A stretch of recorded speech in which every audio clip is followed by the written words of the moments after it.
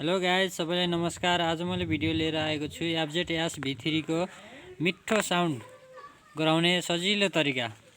यस्तो मिठो साउन्ड आउँछ कि ट्राफिक सरहरूले पनि त्यस्तो केही थाहा पाउनुहुन्न, जरिमाना काट्दैन, एकदम बवाल हुन्छ साउन्ड। FZS जुनसुकै बाइकको पनि गराउने सजिलो तरिका हो यो।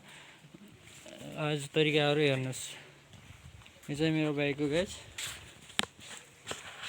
यो जुन एस्केलेटर छ, यसको जुन भित्रको यो पाइप यहाँसम्म आएको हुन्छ नि, यो पाइपलाई काटेर फाल्दिने कभर खोलेर, अनि यो पाइप फाल्दैन। यो पाइप फालिदिएपछि साउन्ड सुन्न सक्नुहुन्छ यो बाइकको कस्तो छ।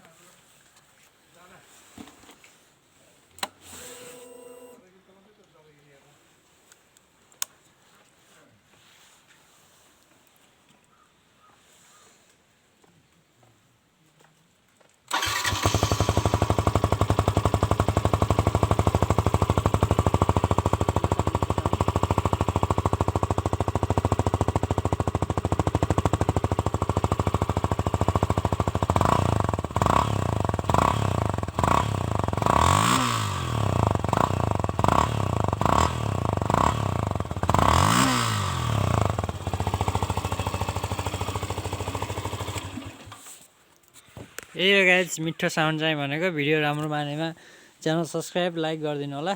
धन्यवाद।